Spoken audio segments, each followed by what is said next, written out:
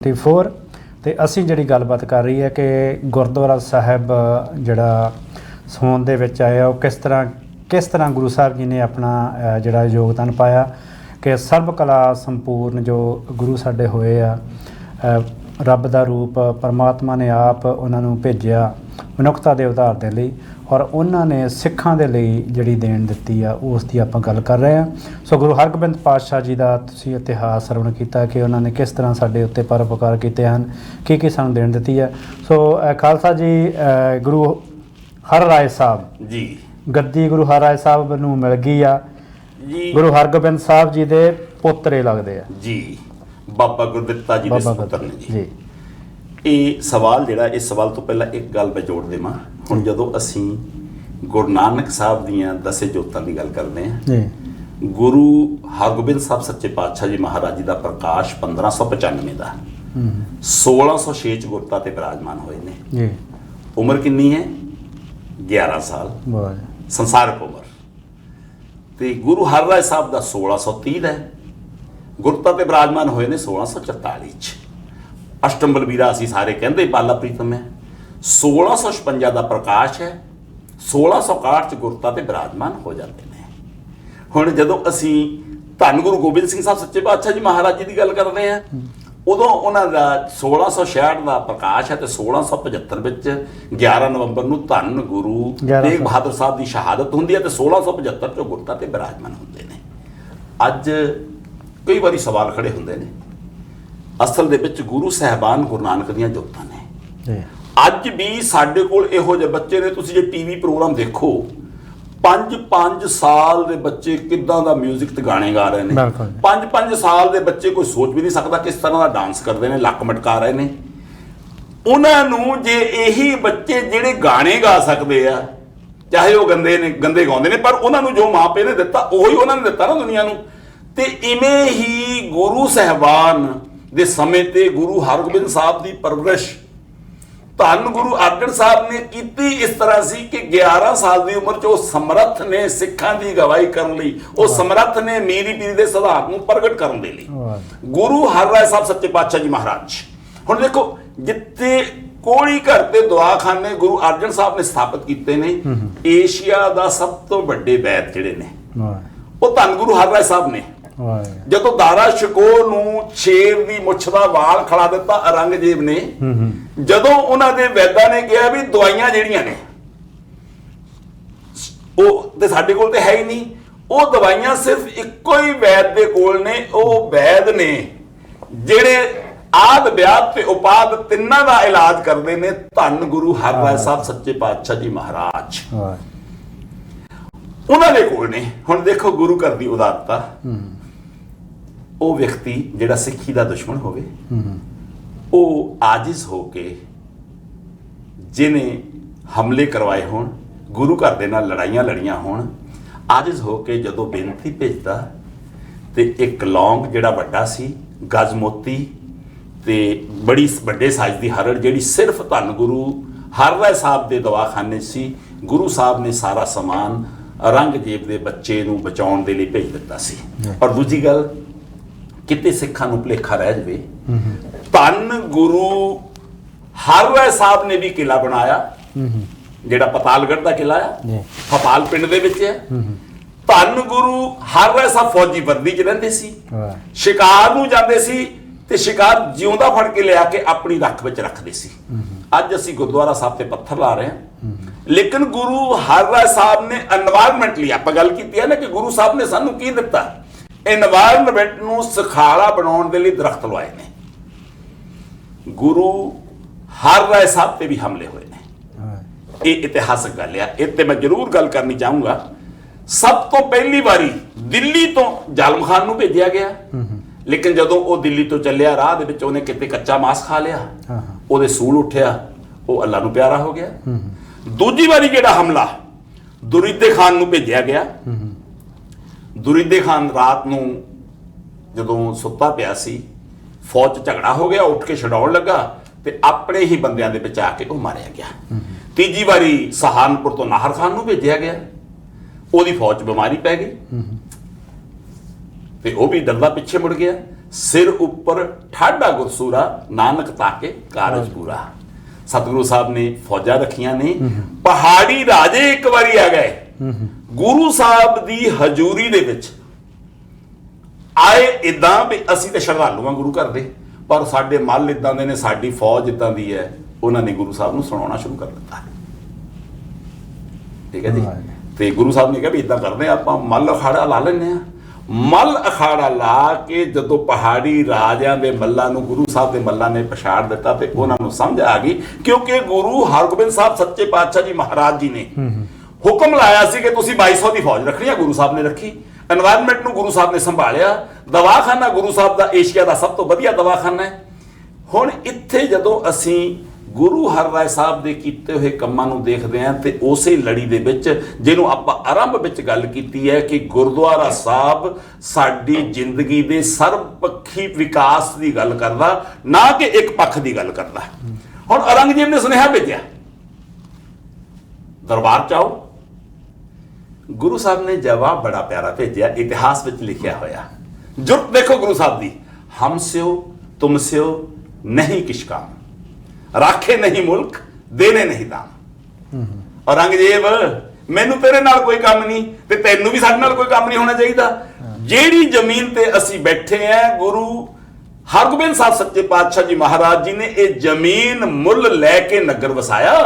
तेरी असी रैयत नहीं है, तेरा असी ना कुछ देना ना तेरे तो लेना, असी कुछ तेरे ना मिलना चाहते हैं, ना तेरे नाल वास्ता रखना चाहते, क्योंकि गुरु हरगोबिंद साहब सच्चे पातशाह जी महाराज हुक्म कर गए सी कि तुसी औरंगजेब दे नाल किसी किस्म का मेल मिलाप नहीं रखना। सो गुरु हरगोबिंद साहब सच्चे पातशाह जी महाराज जी ने एक होर इहदे अंदर जोड़ दिता कि असी एनवायरनमेंट नूं किद्दां संभालना। गुरु हरगोबिंद साहब ने जिहड़े एशिया के सब तो वड्डे वैद ने, जिन्हां कोल हरेक दवाई है, उन्होंने वो दवाखाना भी चलाया। सिखां दे विच बैठ के एक गल होर ध्यान देने की लोड़ है। देखो गुरु हरगोबिंद साहब ने बाणी नहीं उचारी, उन्होंने बाणी की व्याख्या की है। गुरु हरराय साहब ने भी बाणी नहीं उचारी, गुरु हरकृष्ण साहब सच्चे पातशाह जी महाराज जी ने भी बाणी नहीं उतारी। असल च इन्हां समयां दे विच पिरथी चंद का पुत्र मेहरबान महला 6वां दे नां ते बाणी लिख रहा सी, कच्ची बाणी लिख रहा सी। 7वें दे नां ते ओहदा बेटा लिख रहा सी ते 8वें दे नां ते बाणी लिखी गई। उन्ना चिर गुरु साहबान ने किते रल गड़ ना हो जावे, पोथी साहब की संपादना हो चुकी है। इस करके अज सानू कदी भुलेखा पै नहीं सकता कि मेहरबान की बाणी नाल रल जावे, चाहे असी जाने अनजाने विच अज भी कुछ उस कच्ची बाणी ने तुकां उचारते रहने जी। पर इन्हां तिन्नां जामियां च गुरु साहब ने बाणी नहीं उचारी, क्योंकि उदों पिरथी चंद की औलाद कच्ची बाणी उचार रही सी। क्योंकि साडे कोल इतिहास च लिखिया होया, मेहरबान पिरथी का पुत कविश्री करे, फारसी हिंदवी नाले संस्कृति पढ़े, बाणी तिन भी बहुत बनाई, भोग श्री नानक का ही पाई। धन गुरु हरराय सच्चे पातशाह जी महाराज जी ने सिੱਖੀ ਦੇ प्रचार के लिए दौरे भी किए ने। मैं इत्थे आने वाले समय दे विच एक उस परिवार की गल भी जरूर करनी चाहूँगा। भाई कीर्तिया, ओहदा बेटा नंद लाल, ओहदा बेटा भाई कीर्ति दा, भाई गुरदास का बेटा भाई कीर्तिया, भाई कीर्तिया का बेटा नंद लाल, इन्हां दे अगे जिहड़े बेटे ने भागमल ते बागमल, ये एक परिवार ने जिहड़ा साडा इतिहास सच करके जाने हो। भाई कन्हैया जी का दोता हकीकत सिंह, बागमल ते भागमल, बागमल का बेटा है, जिहड़ा अमृतधारी सिख है, जिहड़ा लाहौर दे अंदर अपने मामा अर्जन सिंह दे नाल शहीद हुंदा है। ਉਹਦੇ ਤੇ ਅਸੀਂ ਕੁਝ ਨਹੀਂ ਲਿਖ ਸਕੇ। ਅਗਰਾ ਸਿੰਘ ਸੇਠੀ ਦੀ ਵਾਰ ਸਾਡੇ ਕੋਲ ਆ, ਬਸੰਤ ਪੰਜਮੀ ਵਾਲੇ ਦਿਨ ਸ਼ਹੀਦ ਕੀਤਾ ਗਿਆ। 17 ਕਿਤਾਬਾਂ ਲਿਖ ਕੇ ਸੋਸ਼ਲ ਮੀਡੀਆ ਜਿਹਨੂੰ ਆਪਾਂ ਫੇਸਬੁੱਕ ਜਾਂ YouTube ਕਹਿੰਦੇ ਆ ਜਾਂ ਕੁਝ ਹੋਰ ਕਹਿੰਦੇ ਆ, ਉਹਨੂੰ ਹਿੰਦੂ ਸਾਬਤ ਕਰ ਦਿੱਤਾ ਗਿਆ। ਅਸੀਂ ਇੰਨੇ ਅਵੇਸਲੇ ਆ ਇਤਿਹਾਸ ਤੋਂ। ਉਹਦਾ ਬੇਟਾ ਵਿਜੇ ਸਿੰਘ ਵੀ ਸ਼ਹੀਦ ਹੈ। ਉਹਦੀ ਸਕੀ ਭੂਆ ਦੀ ਧੀ ਬਾਬਾ ਬੰਦਾ ਸਿੰਘ ਬਹਾਦਰ ਦੇ ਨਾਲ ਵਿਆਹੀ ਹੋਈ ਹੈ। इन्हां परिवारां नूं असीं भुलदे जाने आ। भाई कन्हैया जी दे पिता जी नत्थू राम जी गुरु हरगोबिंद साहब सच्चे पातशाह जी महाराज जी दे फौज दे हथियारां दी ढोई करदे रहे ने। ये मैं पूरी एपीसोड आउण वाले समय च कि किवें साडे सिख इतिहास दे अंदर बिगाड़ पैदा कीता जा रहा। कुछ लोग ਜਿਹੜੇ ਸਿੱਖੀ ਦੇ ਦੁਸ਼ਮਣ ਆ ਉਹ ਇਤਿਹਾਸ ਨੂੰ ਇਤਿਹਾਸ ਬਣਾ ਕੇ ਪੇਸ਼ ਕਰੀ ਜਾਂਦੇ ਆ ਤੇ ਮੰਜ਼ਿਲਾਂ ਚੜ੍ਹਦੇ ਜਾਂਦੇ ਨੇ। ਸਾਡੇ ਕੋਲ ਕੁਰਬਾਨੀਆਂ ਵਾਲਾ ਇਤਿਹਾਸ ਹੈ, ਅਸੀਂ ਕੁਝ ਕਰ ਨਹੀਂ ਪਾ ਰਹੇ। ਅਸੀਂ ਕਿਉਂਕਿ ਗੁਰੂ ਸਾਹਿਬ ਦੇ ਫਲਸਫੇ ਨੂੰ ਸਮਝਿਆ ਨਹੀਂ, ਪੜ੍ਹਿਆ, ਗਾਇਆ, ਧਾਰਨ ਨਹੀਂ ਕੀਤਾ। ਗੁਰਬਾਣੀ ਤੇ ਸਾਨੂੰ ਸਮਝਾਉਂਦੀ ਆ ਦੁਬਦਾ ਨਾ ਪੜੋ, ਮੈਂ ਦੁਬਦਾ ਚ ਨਹੀਂ ਪੈਂਦਾ। ਗੁਰੂ ਸਾਹਿਬ ਕਹਿੰਦੇ ਨੇ ਹਰ ਬਿਨ ਹੋਰ ਨਾ ਪੂਜੋ, ਮੈਂ ਪਰਮਾਤਮਾ ਤੋਂ ਬਗੈਰ ਕਿਸੇ ਹੋਰ ਦੀ ਪੂਜਾ ਨਹੀਂ ਕਰਦਾ। ਅਸੀਂ ਇਹਨੂੰ ਕਿਤੇ ਇਹ ਤੇ ਨਹੀਂ ਕਿ ਮੈਂ ਦੁਬਦਾ ਨਾ ਪੜੋ, ਤੁਸੀਂ ਦੁਬਦਾ ਚ ਨਾ ਪਓ। ਭਾਈ ਜਿੱਦਣ ਅਸੀਂ ਹਰੇਕ ਬੰਦੇ ਨੇ ਆਪਣੇ ਆਪ ਨੂੰ ਸਿੱਖੀ ਧਾਰਨ ਕਰ ਲਈ, ਉਦੋਂ ਫਿਰ ਸਾਡੇ ਅੰਦਰ ਜਿਹੜੀ ਚੜ੍ਹਦੀ ਕਲਾ ਆ ਜਾਊਗੀ। ਗੁਰੂ ਹਰਗੋਬਿੰਦ ਸਾਹਿਬ ਸੱਚੇ ਪਾਤਸ਼ਾਹ ਜੀ ਮਹਾਰਾਜ ਵੱਡਾ ਬੇਟਾ ਵੀ ਹੈ। ਜਦੋਂ ਔਰੰਗਜ਼ੇਬ ਦਾ ਦੁਬਾਰਾ ਸੁਨੇਹਾ ਆਇਆ ਕਿ ਅਸੀਂ ਤੁਹਾਡੇ ਨਾਲ ਵਿਚਾਰ ਵਟਾਂਦਰਾ ਕਰਨਾ, ਫਿਰ ਵੱਡਾ ਬੇਟਾ, ਉਹਦੀ ਵੀ ਉਮਰ 11 ਸਾਲ ਦੀ ਹੈ, ਬਾਬਾ ਰਾਮ ਰਾਏ ਜੀ ਦੀ, ਉਹਨਾਂ ਨੂੰ ਭੇਜਿਆ ਗਿਆ। ਉਹਨਾਂ ਨੇ ਔਰੰਗਜ਼ੇਬ ਦੇ ਸਵਾਲਾਂ ਦੇ ਜਵਾਬ ਦਿੱਤੇ। ਗੁਰੂ ਸਾਹਿਬ ਨੇ ਹੁਕਮ ਲਾ ਕੇ ਭੇਜਿਆ ਸੀ, ਬੇਟਾ ਇੱਕ ਤੁੱਥੇ ਡਰਨਾ ਨਹੀਂ, ਦੂਜਾ ਗੁਰੂ ਨਾਨਕ ਤੇਰੇ ਅੰਗ ਸੰਗ ਰਹਿਣਗੇ। ਹੁਣ ਇੱਕ ਗੱਲ ਧਿਆਨ ਦੇਣ ਵਾਲੀ ਹੈ, ਕਰਾਮਾਤਾਂ ਦਿਖਾਈਆਂ, ਜਿਹੜਾ ਇਤਿਹਾਸ 'ਚ ਲਿਖਿਆ ਹੋਇਆ, ਔਰੰਗਜ਼ੇਬ ਨੂੰ ਖੁਸ਼ ਕਰ ਲਿਆ। ਅੱਜ ਬਹੁਤੇ ਸਿੱਖਾਂ ਨੂੰ ਨਹੀਂ ਪਤਾ ਹੋਣਾ ਇਹ ਕਿੱਥੇ ਲਿਖਿਆ ਹੋਇਆ, ਮਿੱਟੀ ਮੁਸਲਮਾਨ ਕੀ ਬੇੜੇ ਪਈ ਘੁਮਿਆਰ, ਘੜ ਭਾਂਡੇ ਇੱਟਾਂ ਕੀਆਂ ਜਲਦੀ ਕਰੇ ਪੁਕਾਰ। ਉਸ ਵੇਲੇ ਔਰੰਗਜ਼ੇਬ ਦੇ ਦਰਬਾਰੀਆਂ ਨੂੰ ਪਤਾ ਸੀ, ਜਿਹੜੇ ਬਹੁਤੇ ਮੁਸਲਮਾਨ ਸੀ, ਇੱਕ ਅੱਧੇ ਨੂੰ ਛੱਡ ਕੇ, ਉਹਨਾਂ ਨੂੰ ਪਤਾ ਸੀ। ਉਹਨਾਂ ਨੇ ਸਵਾਲ ਕਰ ਦਿੱਤਾ। ਇੱਥੇ ਉਹਨਾਂ ਨੇ ਕਿਹਾ ਜੀ, ਰਾਮ ਰਾਏ ਜੀ ਨੇ ਇੱਕੋ ਹੀ ਗੱਲ ਕਹਿਤੀ ਜੀ, ਅਸਲ 'ਚ ਇਹ ਗਲਤ ਹੈ, ਮਿੱਟੀ ਬੇਈਮਾਨ ਕੀ, ਮਿੱਟੀ ਬੇਈਮਾਨ ਦੀ, ਪੂਰਾ ਸ਼ਬਦ ਥੋੜੀ ਬਦਲਿਆ। ਇੱਥੇ ਮੁਸਲਮਾਨ ਆ, ਮੁਸਲ ਕੱਟ ਕੇ ਬੇਈ ਲਾ ਦਿੱਤਾ, ਅੱਧਾ ਸ਼ਬਦ ਬਦਲਿਆ ਗੁਰੂ ਨਾਨਕ ਦੇ ਘਰ ਦਾ। ਆਪਣੇ ਬੇਟੇ ਨੂੰ ਮੱਥੇ ਲੱਗਣ ਤੋਂ ਮਨਾ ਕਰ ਦਿੱਤਾ ਤੇ ਗੁਰਤਾ ਤੇ ਬਿਰਾਜਮਾਨ ਕਿਹਨਾਂ ਨੂੰ ਕੀਤਾ, ਬਾਲਾ ਪ੍ਰੀਤਮ, ਜਿਨ੍ਹਾਂ ਦਾ ਪ੍ਰਕਾਸ਼ 1656 ਦੇ ਵਿੱਚ ਹੁੰਦਾ, 1661 ਦੇ ਵਿੱਚ ਗੁਰਤਾ ਤੇ ਬਿਰਾਜਮਾਨ ਕਰ ਦਿੰਦੇ ਨੇ। ਇਤਿਹਾਸ ਅੰਦਰ ਕੀ ਲਿਖਿਆ ਹੋਇਆ, ਬਾਲ ਬੈਸ ਬ੍ਰਿਧ ਗਿਆਨ में, उम्र छोटी है, बाल बैस बृद्ध ज्ञान में समर्थ भय गुरुदेव पर अवलोकन बंदना मुक्त पाए तिन सेव। बड़ा ये चढ़दी कला वाला साडा इतिहास है। धन गुरु हरकृष्ण साहब सच्चे पातशाह जी महाराज जिस डिठे अष्टम बलवीरा श्री हरकृष्ण ध्याई है, जिस डिठे सब दुख जाए। ਇੱਥੇ ਮੈਂ ਇੱਕ ਗੱਲ ਜ਼ਰੂਰ ਹੋਰ ਜੋੜਨੀ ਚਾਹਾਂਗਾ। ਸਾਰੇ ਗੁਰੂ ਸਾਹਿਬਾਂ ਦੇ ਨਾਲ ਬਿਲਕੁਲ ਇੱਕ ਇੱਕ ਲਾਈਨ ਆ, ਜਿੱਦਾਂ ਹੁਣ ਗੁਰੂ ਨਾਨਕ ਤੇ ਪੰਜ ਗੁਰੂ ਸਾਹਿਬਾਂ ਤੱਕ ਇੱਕ ਦੋ ਲਾਈਨਾਂ 'ਚ ਪਰੋ ਦਿੱਤੇ। ਇੱਥੇ ਪੂਰੀ ਤੁਕ ਹੈ ਜੀ, ਪੂਰੀ ਤੁਕ ਜਿਹੜੀ ਦੋ ਹਿੱਸਿਆਂ 'ਚ ਸ਼੍ਰੀ ਹਰਕ੍ਰਿਸ਼ਨ ਧਿਆਈ ਹੈ, ਜਿਸ ਡਿਠੇ ਸਭ ਦੁੱਖ ਜਾਏ। ਇੱਥੇ ਇੱਕ ਗੱਲ ਹੋਰ ਨੋਟ ਕਰਨ ਵਾਲੀ ਹੈ, ਬਹੁਤ ਦੁੱਖ ਨਹੀਂ ਲਿਖਿਆ। ਜੇ ਬਹੁਤ ਲਿਖਿਆ ਹੁੰਦਾ ਤੇ ਕੁਝ ਪਿੱਛੇ ਰਹਿ ਜਾਣਾ ਸੀ। ਇੱਥੇ ਸਭ ਦੁੱਖ ਤਿੰਨ ਤਰ੍ਹਾਂ ਨੇ, ਆਦ, ਵਿਆਦ ਤੇ ਉਪਾਦ। ਜਿਹੜੇ ਸਾਡੇ ਵਿਆਹ ਜਿਹੜਾ ਸਰੀਰਕ ਬਿਮਾਰੀ ਆ, ਉਪਾਦ ਜਿਹੜਾ ਹਉਮੈ ਦਾ ਰੋਗ ਹੈ, ਤੇ ਆਹ ਜਿਹੜਾ ਸਾਡੇ ਕੋਲ ਗਿਆਨ ਸਾਡੇ ਕੋਲ ਹੈ ਨਹੀਂ। ਇਹ ਤਿੰਨਾਂ ਦੁੱਖਾਂ ਦਾ ਸਤਿਗੁਰੂ ਸਾਹਿਬ ਦੇ ਦਰਸ਼ਨ ਜਿਹੜੇ ਉਹ ਕਰਨ ਤੋਂ ਬਾਅਦ ਸਾਡੇ ਦੂਰ ਹੋ ਜਾਂਦੇ ਨੇ। ਤੇ ਮੈਂ ਇੱਥੇ ਇੱਕ ਗੱਲ ਹੋਰ ਜੋੜਨੀ ਚਾਹਾਂਗਾ। ਇੱਕ ਕਮਿਊਨਿਟੀ ਜਿਹੜੀ ਸੁਡਾਨ ਦੇ ਵਿੱਚ ਵੀ ਹੈ, ਜਿਹੜੀ ਸੀਰੀਆ ਦੇ ਵਿੱਚ ਵੀ ਹੈ, ਇਹ ਨੁਸਰਾਨੀ ਕਮਿਊਨਿਟੀ ਹੈ। ਨੁਸਰਾਨੀ ਕਮਿਊਨਿਟੀ ਦੇ ਲੋਕ ਮੁਸਲਮਾਨ ਨੇ। ਇਹਨਾਂ ਨੇ ਵੀ ਗੁਰੂ ਨਾਨਕ ਸਾਹਿਬ ਦੇ ਦਰਸ਼ਨ ਕੀਤੇ ਸੀ। ਧਿਆਨ ਦੇਣ ਯੋਗ ਗੱਲ ਆ। ਇੱਥੇ ਇੱਕ ਸਾਖੀ ਆਉਂਦੀ ਹੈ, ਸਾਡੇ ਕੋਲ ਈਸਾ ਮਸੀਹ ਸਾਹਿਬ, ਜਿਨ੍ਹਾਂ ਨੂੰ ਹੱਥ ਲਾਉਣ ਦੇ ਨਾਲ ਬਿਮਾਰੀਆਂ ਦੂਰ ਹੁੰਦੀਆਂ ਸੀ। ਇਸ ਕਮਿਊਨਿਟੀ ਦੀ ਇੱਕ ਔਰਤ, ਮੈਂ ਤੱਥਾਂ ਦੇ ਆਧਾਰ ਤੇ ਬਾਈਬਲ ਚੋਂ ਪੜ੍ਹ ਕੇ ਕਹਿ ਰਿਹਾ, ਉਹ ਈਸਾ ਮਸੀਹ ਸਾਹਿਬ ਕੋਲ ਗਈ। ਉਹਦੀ ਬੇਟੀ ਬਿਮਾਰ ਸੀ। ਉਹਦੀ ਬੇਟੀ ਨੇ ਈਸਾ ਮਸੀਹ ਸਾਹਿਬ ਨੂੰ ਹੱਥ ਲਾਇਆ, ਉਹਦੇ ਰੋਗ ਠੀਕ ਹੋ ਗਏ। ਈਸਾ ਮਸੀਹ ਸਾਹਿਬ ਪਿੱਛੇ ਮੁੜ ਕੇ ਪੁੱਛਦੇ ਆ, ਮੇਰੇ ਅੰਦਰੋਂ ਬਿਮਾਰੀਆਂ ਠੀਕ ਕਰਨ ਵਾਲੀ ਥੋੜੀ ਜੀ ਤਾਕਤ ਜਾਇਆ ਹੋਈ ਹੈ, ਮੈਨੂੰ ਕਿਸੇ ਨੇ ਹੱਥ ਲਾਇਆ। ਉਸ ਔਰਤ ਨੇ ਹੱਥ ਜੋੜ ਦਿੱਤੇ, ਪ੍ਰਭੂ ਮੇਰੀ ਬੇਟੀ ਬਿਮਾਰ ਸੀ, ਤੁਹਾਡੇ 'ਚ ਸਮਰੱਥਾ ਗੋਡ ਨੇ, ਅੱਲਾ ਨੇ, ਵਾਹਿਗੁਰੂ ਨੇ ਬਖਸ਼ੀ ਹੈ, ਮੇਰੀ ਬੇਟੀ ਠੀਕ ਹੋ ਗਈ ਹੈ। ਹੁਣ ਈਸਾ ਮਸੀਹ ਸਾਹਿਬ ਦਾ ਸਵਾਲ ਅਗਲਾ ਜਿਹੜਾ ਸੀ, ਕੀ ਤੁਸੀਂ ਮਸੀਹੀ ਬਣ ਗਏ? ਕੀ ਤੁਸੀਂ ਮੈਨੂੰ ਖੁਦਾ ਦਾ ਪੁੱਤਰ ਮੰਨ ਲਿਆ? ਕੀ ਤੁਸੀਂ ਮੇਰੇ ਤੇ ਯਕੀਨ ਲੈ ਆਂਦਾ? ਉਸ ਔਰਤ ਨੇ ਕਿਹਾ, ਨਹੀਂ, ਅਸੀਂ ਨੁਸਰਾਨੀ ਆ। ਅੱਛਾ, ਜਿਹੜੀਆਂ ਤਾਕਤਾਂ ਮੈਂ ਗੋਡ ਤੋਂ, ਪਰਮਾਤਮਾ ਤੋਂ, ਉਹਦੀ ਬੰਦਗੀ ਦੇ ਨਾਲ ਲਈਆਂ, ਉਹਨਾਂ ਦਾ ਜੇ ਫੇਰ ਫਾਇਦਾ ਲੈਣਾ ਤੇ ਉਹ ਮਸੀਹੀ ਬਣ ਕੇ ਆਇਓ। ਅਗਲੇ ਸ਼ਬਦ ਬਹੁਤ ਬੁਰੇ ਸੀ कि मेरी ये ताकत कुत्तियां बिल्लियां दे नहीं है। वाह। लेकिन ਜਦੋਂ ਇਸ ਕਮਿਊਨਿਟੀ ਨੇ ਗੁਰੂ ਨਾਨਕ ਸਾਹਿਬ ਦੀ ਚੌਥੀ ਉਦਾਸੀ, ਮੈਂ ਥੋੜੀ ਜੀ ਗੱਲ ਪਹਿਲਾਂ ਕੀਤੀ ਸੀ, ਫਿਰ ਵਿਸਥਾਰ ਵਿੱਚ ਕਰਾਂਗਾ। ਗੁਰੂ ਨਾਨਕ ਸਾਹਿਬ ਮਈ 1519 ਤੋਂ ਲੈ ਕੇ ਨਵੰਬਰ 1519 ਤੱਕ ਅਫਰੀਕਾ ਦੀ ਧਰਤੀ ਤੇ ਆਪਣੀ ਚੌਥੀ ਉਦਾਸੀ ਦੌਰਾਨ ਪ੍ਰਚਾਰ ਕਰਦੇ ਰਹੇ ਨੇ। ਸਾਡੇ ਕੋਲ ਬਕਾਇਦਾ ਰੂਟ ਹੈ। ਸਾਡੇ ਕੋਲ Ganda Singh Fauja Singh, travel of Guru Nanak by doctor Surinder Singh Kohli, ਸਾਡੀਆਂ ਪੁਰਾਤਨ ਜਨਮ ਸਾਖੀਆਂ, ਉਹਨਾਂ ਦੇ ਵਿੱਚ ਇਹਦਾ ਜ਼ਿਕਰ ਹੈ।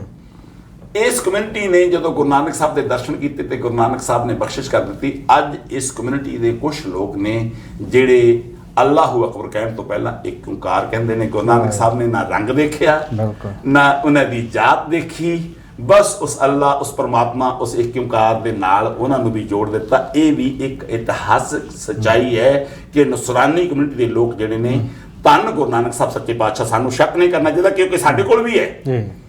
ਈਸਾ ਮਸੀਹ ਸਾਹਿਬ ਦੀ ਪੈਗੰਬਰੀ ਤੇ ਸ਼ੱਕ ਨਹੀਂ ਕਰਦਾ। ਸ਼੍ਰੀ ਹਰਿਕ੍ਰਿਸ਼ਨ ਧਿਆਈਏ, ਉਹਨਾਂ ਨੂੰ ਹੱਥ ਲਾਉਣਾ, ਤੇ ਇਧਰ ਸ਼੍ਰੀ ਹਰਿਕ੍ਰਿਸ਼ਨ ਧਿਆਈਏ ਜਿਸ ਡਿੱਠਾ ਸਭ ਦੁੱਖ ਜਾਏ। ਔਰ ਜ਼ਰੂਰਤ ਕਿੰਨੀ ਹੈ। ਸੁਨੇਹਾ ਭੇਜਿਆ ਔਰੰਗਜ਼ੇਬ ਨੇ ਬਾਲਾ ਪ੍ਰੀਤਮ ਨੂੰ। ਪਹਿਲਾਂ ਅਸੀਂ ਗੱਲ ਕਰ ਲਈਏ ਕੀਰਤਪੁਰ ਸਾਹਿਬ ਦੀ। ਪੁਜਾਰੀ ਜਿਹੜਾ ਆ ਉਹਨੂੰ ਭੁਲੇਖਾ ਪੈ ਗਿਆ ਕਿ ਗੁਰੂ ਸਾਹਿਬ ਦੀ ਉਮਰ ਤੇ 5 ਸਾਲ ਦੀ ਹੈ। ਬਿਲਕੁਲ ਜੀ। ਪਾਲਕੀ ਚ ਗੁਰੂ ਸਾਹਿਬ ਜਾਂਦੇ ਹੁੰਦੇ ਸੀ, ਸ਼ੀਸ਼ ਮਹਿਲ ਤੋਂ ਗੁਰਦੁਆਰਾ ਪਤਾਲਪੁਰੀ ਜਿੱਥੇ ਆ, ਇੱਥੇ ਤੱਕ ਪਾਲਕੀ ਚ ਜਾਂਦੇ ਹੁੰਦੇ ਸੀ। ਪੁਜਾਰੀ ਨੇ ਇੱਕ ਕੋਹੜੀ ਨੂੰ ਸਿਖਾ ਦਿੱਤਾ ਜਿਹਦੀ ਸ਼ਕਲ ਬੜੀ ਭਿਆਨਕ ਸੀ, ਕੋੜ ਦੇ ਨਾਲ ਲਟਕਿਆ ਹੋਇਆ ਸੀ, ਕਿ ਵੀ ਤੂੰ ਇਦਾਂ ਕਰੀ, ਜਦੋਂ ਗੁਰੂ ਸਾਹਿਬ ਦੀ ਪਾਲਕੀ ਆਵੇਗੀ ਮੋਹਰੇ ਲਿਟਣ ਲੱਗਦੀ। ਕਹਿਣਾ ਕੀ ਹੈ ਤੂੰ, ਰੋਗੀ ਕਾ ਪ੍ਰਭ ਖੰਡੋ ਰੋਗ। ਇਹ ਸਾਜ਼ਿਸ਼ ਸੀ ਪੁਜਾਰੀ ਦੀ। ਉਹ ਕੋੜੀ ਆ ਕੇ ਲਿਟ ਗਿਆ। ਉਹਨੂੰ ਲੱਗਦਾ ਸੀ ਕਿ ਗੁਰੂ ਸਾਹਿਬ ਤੇ ਬਾਲ ਉਮਰ ਨੇ, ਆਪਾਂ ਹੁਣੇ ਗੱਲ ਕੀਤੀ ਹੈ ਨਾ, ਬਾਲ ਬੈਸ ਬ੍ਰਿਧ ਗਿਆਨ ਮੇ ਸਮਰੱਥ ਸ਼੍ਰੀ ਗੁਰੂਦੇਵ। ਗੁਰੂ ਸਾਹਿਬ ਸਮਰੱਥ ਨੇ। ਗੁਰੂ ਨਾਨਕ ਦੀ 8ਵੀਂ ਜੋਤ ਹੈ, ਅਸ਼ਟਮ ਬਲਬੀਰ ਆਇਆ। ਗੁਰੂ ਸਾਹਿਬ ਨੇ ਆਪਣੀ ਪਾਲਕੀ ਥੱਲੇ ਰਖਵਾਈ। ਥੱਲੇ ਰਖਵਾ ਕੇ ਜਾ ਕੇ ਰੁਮਾਲ ਦੇ ਨਾਲ ਉਹਦਾ ਚਿਹਰਾ ਸਾਫ਼ ਕੀਤਾ, ਉਹਨੂੰ ਦਵਾਖਾਨੇ ਆਉਣ ਦਾ ਸੱਦਾ ਭੇਜਿਆ। ਉਹ ਕੋੜੀ ਠੀਕ ਹੋ ਗਿਆ।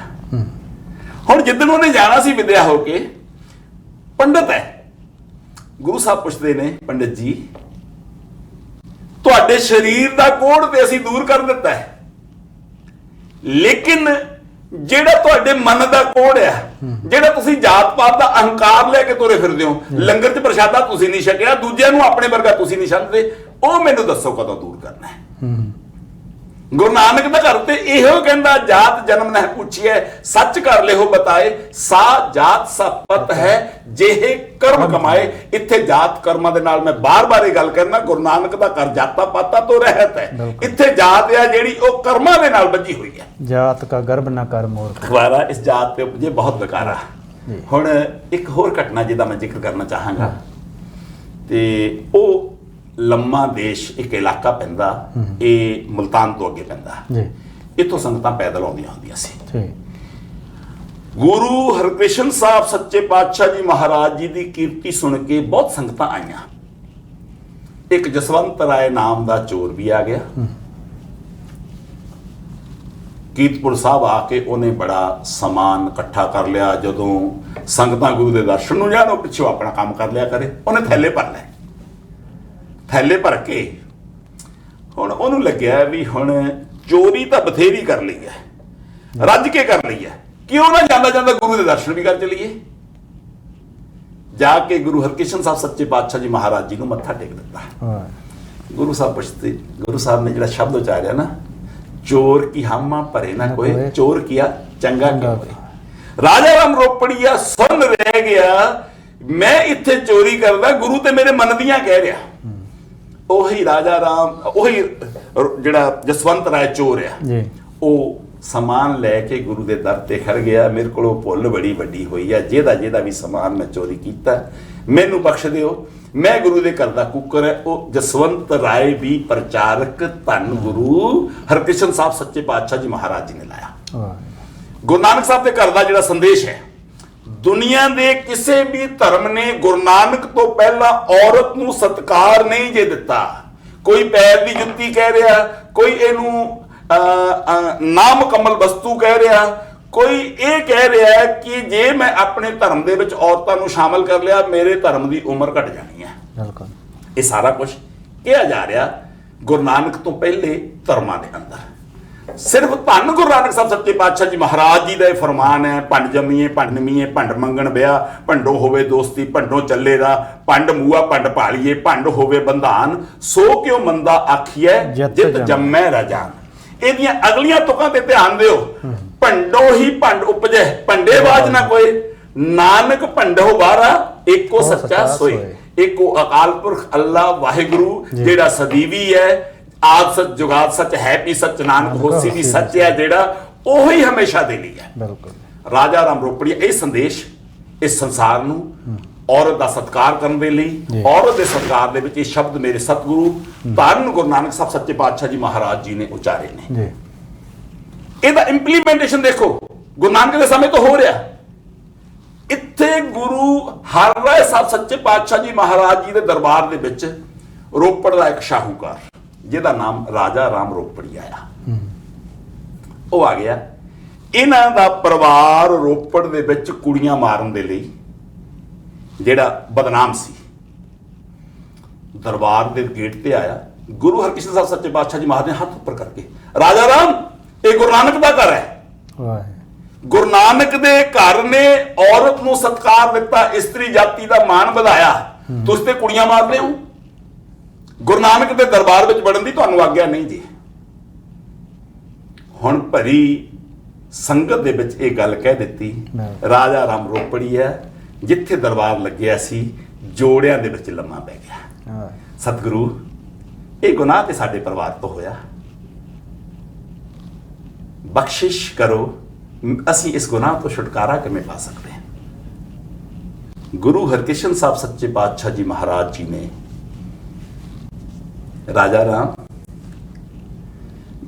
ਸਾਡੇ ਵੱਡਿਆਂ ਨੇ ਸੱਜਣਾ ਨੂੰ ਪ੍ਰਚਾਰ ਕਰਾ ਦਿੱਤਾ, ਭੂਮੀਏ ਨੂੰ ਪ੍ਰਚਾਰ ਕਰਾ ਦਿੱਤਾ, ਕੌਡਾ ਵੀ ਪ੍ਰਚਾਰ ਕਰਦਾ ਰਿਹਾ, ਨੂਰ ਸ਼ਾਹ ਵੀ ਪ੍ਰਚਾਰ ਕਰਦੀ ਰਹੀ ਹੈ। ਗੁਰੂ ਨਾਨਕ ਦਾ ਘਰ ਬਖਸ਼ਿਸ਼ਾਂ ਦਾ ਕਰਿਆ। ਬਿਲਕੁਲ ਬਖਸ਼ਿਸ਼ ਹੋ ਸਕਦੀ ਹੈ, ਪਰ ਅੱਜ ਤੁਹਾਨੂੰ ਸਾਡੇ ਨਾਲ ਵਾਅਦਾ ਕਰਨਾ ਪਏਗਾ, ਜਿਸ ਰੋਪੜ ਦੇ ਇਲਾਕੇ ਵਿੱਚ ਤੁਸੀਂ ਕੁੜੀਆਂ ਮਾਰਨ ਦੇ ਲਈ ਬਦਨਾਮ ਹੋ, ਤੁਹਾਨੂੰ ਗੁਰੂ ਨਾਨਕ ਸਾਹਿਬ ਦਾ ਸੁਨੇਹਾ ਲੈ ਕੇ ਘਰ ਘਰ ਜਾਣਾ ਪੈਣਾ ਹੈ ਕਿ ਗੁਰੂ ਨਾਨਕ ਦਾ ਘਰ ਔਰਤ ਜਾਤ ਨੂੰ ਸਤਿਕਾਰ ਦਿੰਦਾ ਉਹੀ ਰਾਜਾ ਰਾਮ ਰੋਪੜੀਆ ਜਿਹਦਾ ਪਰਿਵਾਰ ਕੁੜੀਆਂ ਮਾਰਨ ਦੇ ਲਈ ਬਦਨਾਮ ਸੀ, ਉਸੇ ਪਰਿਵਾਰ ਦਾ ਰਾਜਾ ਰਾਮ ਰੋਪੜੀਆ ਜਿਹੜਾ ਘਰ ਘਰ ਜਾ ਕੇ ਹੱਥ ਜੋੜ ਕੇ ਕਿ ਔਰਤ ਜਾਤ ਦਾ ਸਤਿਕਾਰ ਕਰਿਆ ਕਰੋ। ਇਹ ਸਾਡੇ ਕੋਲ ਇਤਿਹਾਸ ਹੈ। ਇੱਥੇ ਹੀ ਖਰੜ ਦੇ ਲਾਗੇ ਦਾ ਇੱਕ ਪੰਚ ਸੀ ਨੰਦ ਚੰਦ ਜੀ, ਉਹ ਬਦਨਾਮ ਸੀ, ਸ਼ਰਾਬੀ ਸੀ। ਗੁਰੂ ਸਾਹਿਬ ਦੇ ਦਰਬਾਰ ਵਿੱਚ ਆਇਆ, ਗੁਰੂ ਸਾਹਿਬ ਨੂੰ ਮੱਥਾ ਟੇਕਿਆ। ਗੁਰੂ ਸਾਹਿਬ ਨੇ ਜਿਹੜਾ ਉਹਨੂੰ ਸ਼ਬਦ ਸੁਣਾ ਕੇ ਉਹਦਾ ਉਦਾਰ ਕੀਤਾ, ਪੰਚ ਮਨਾਏ ਪੰਚ ਰਸਾਏ ਪੰਚ ਬਸਾਏ ਪੰਚ ਗਵਾਏ ਇਨ ਵਿਦ ਨਗਰ ਬੁੱਠਾ ਮੇਰੇ ਭਾਈ। ਇੱਕ ਗੱਲ ਹੋਰ ਜਿਹੜਾ ਸਾਡੇ ਕੋਲ ਇਤਿਹਾਸਕ ਤੌਰ ਤੇ 3 ਹੁਕਮਨਾਮੇ ਗੁਰੂ ਹਰਗੋਬਿੰਦ ਸਾਹਿਬ ਸੱਚੇ ਪਾਤਸ਼ਾਹ ਜੀ ਮਹਾਰਾਜ ਜੀ ਦੇ ਹੱਥਾਂ ਦੇ ਕਰ ਕਮਲਾਂ ਦੇ ਲਿਖੇ ਹੋਏ ਨੇ, ਜਿਹੜਾ ਉਹਨਾਂ ਨੇ ਇੱਕ ਕਾਬਲ ਦੀ ਸੰਗਤ ਨੂੰ ਦਿੱਲੀ ਤੋਂ ਭੇਜਿਆ ਸੀ। ਤੇ ਇਹ ਆਪਣੇ ਆਪ 'ਚ ਬਹੁਤ ਵੱਡੀ ਗੱਲ ਆ। ਇੱਕ ਗੱਲ ਇੱਥੇ ਜਿਹੜੀ ਮੈਂ ਪਹਿਲਾਂ ਭੁੱਲ ਗਿਆ, ਉਹਨੂੰ ਮੈਂ ਹੋਰ ਕਰਦਾ ਜਾਵਾਂ। ਜਿਹੜਾ ਸਾਡੇ ਕੋਲ ਪਹਿਲਾ ਰਹਿਤਨਾਮਾ ਆ, ਉਹ ਰਹਿਤਨਾਮਾ ਸਭ ਤੋਂ ਪਹਿਲਾਂ ਗੁਰੂ ਹਰਿਰਾਏ ਸਾਹਿਬ ਦੀ ਬੇਟੀ ਰੂਪ ਕੌਰ ਜੀ ਨੇ ਲਿਖਿਆ ਸੀ। ਉਹਦੇ ਕੁਝ ਇੱਕ ਪੰਨੇ ਸਾਡੇ ਕੋਲ ਹੈ ਨੇ। ਗੁਰੂ ਸਾਹਿਬ ਨੇ ਜਿਹੜਾ ਰੁਮਾਲ ਕੱਢਿਆ ਸੀ, ਇਸ ਬੀਬੀ ਦਾ ਪਰਿਵਾਰ ਅਜੇ ਵੀ ਜਿਹੜਾ ਕੀਰਤਪੁਰ ਸਾਹਿਬ ਦੇ ਲਾਗੇ ਇੱਕ ਪਿੰਡ ਹੈ, ਉਸ ਪਿੰਡ ਦੇ ਵਿੱਚ ਰਹਿ ਰਿਹਾ। ਕਿਉਂਕਿ ਆਪਾਂ ਗੱਲ ਕੀਤੀ ਹੈ ਨਾ ਕਿ ਗੁਰੂ ਸਾਹਿਬ ਨੇ ਸਾਡਾ ਵਿਕਾਸ ਹਰੇਕ ਜੋਤ ਦੇ ਵਿੱਚ ਕੀਤਾ। ਗੁਰੂ ਦੀ ਸੰਗਤ ਤੋਂ ਲੈ ਕੇ ਖਾਲਸੇ ਤੱਕ ਦਾ ਸਫ਼ਰ ਸ਼ਹਾਦਤਾਂ ਦੇ ਧੰਨ ਗੁਰੂ ਨਾਨਕ ਸਾਹਿਬ ਸੱਚੇ ਪਾਤਸ਼ਾਹ ਜੀ ਮਹਾਰਾਜ ਜੀ ਤੋਂ ਸ਼ੁਰੂ ਹੋ ਗਈਆਂ। ਬਿਲਕੁਲ ਖੂਨ ਨਾਲ ਲਿਖਿਆ ਹੋਇਆ ਇਤਿਹਾਸ ਹੈ, ਪਰ ਉੱਥੇ ਸ਼ਹੀਦੀਆਂ ਦੇ ਨਾਲ ਨਾਲ ਜਿਹੜੀ ਸਾਡੇ ਤੇ ਗੁਰੂ ਸਾਹਿਬ ਨੇ ਕਿਰਪਾ ਕੀਤੀ ਹੈ। ਹੁਣ ਫਿਰ ਸੁਨੇਹਾ ਆ ਗਿਆ ਗੁਰੂ ਹਰਿਰਾਏ ਸਾਹਿਬ ਨੂੰ ਔਰੰਗਜ਼ੇਬ ਦਾ 1661 ਦੇ ਵਿੱਚ ਗੁਰੂ ਹਰਕ੍ਰਿਸ਼ਨ ਸਾਹਿਬ ਨੂੰ ਸੁਨੇਹਾ ਆ ਗਿਆ। ਤੇ ਹੁਣ ਜਦੋਂ ਪਹਿਲਾਂ ਤੇ ਮਨਾ ਕਰਤਾ ਗੁਰੂ ਸਾਹਿਬ ਨੇ ਜੀ, ਨਹ ਮਲੇਸ਼ ਕੋ ਦਰਸ਼ਨ ਦੇ हैं हुए समीप तिसको नहले हैं यही नेम पित कीन हमारे उसी प्रकार हम भी उतारे।